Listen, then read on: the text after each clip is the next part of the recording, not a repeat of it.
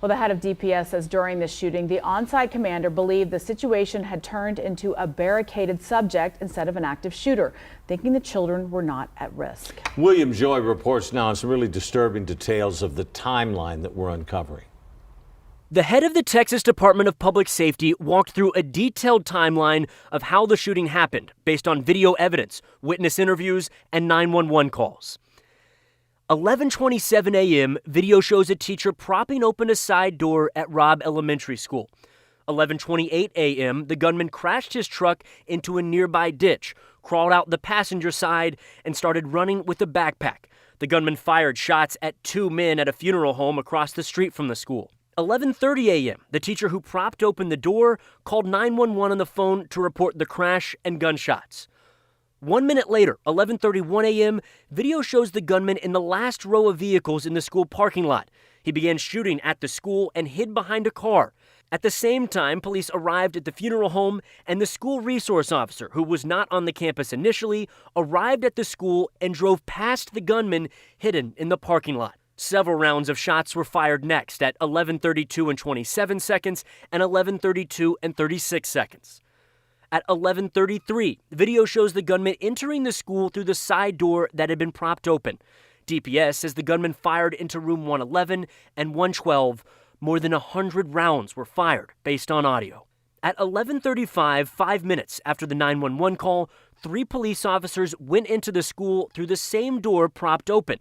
2 of those 3 officers were grazed by bullets.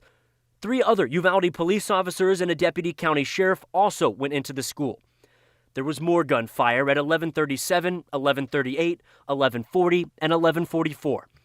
At 11:51, a police sergeant and Border Patrol agents start to arrive. 12 minutes later, 19 law enforcement officers were inside the hallway. Both classroom doors were locked. At the same time, 12:03, a student inside classroom 112 called 911. 12:10, the same caller told 911 there were multiple dead. 3 minutes later, at 12:13, the caller told 911 that 8 to 9 students were alive. At 12:15, Border Patrol tactical officers arrived at the scene with shields 45 minutes after the initial 911 call. Another 911 call came in at 12:19, this one from classroom 111, but another student told the caller to hang up. At 12:21, at least 3 shots were overheard on a 911 call. We're now at almost an hour past that first call for help. At 12:36, the student who called 911 from classroom 112 called back to say the gunman had shot the door.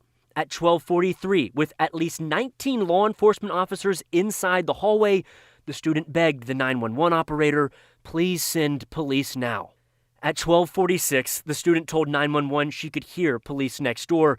That student eventually made it out of the school alive.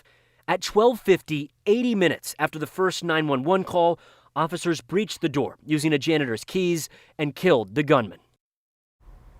As we're learning more details about the investigation, families of the victims are left wondering why police did not go into the school sooner. Xavier Lopez died in that classroom. He was only 10 years old. His older brother, Jose, says he's angry with the police. They signed up to be a policeman to protect, everybody, man, their community. They're being selfish. They didn't do that. It just angers me. Other families say they want to hold someone accountable for the deaths of the victims.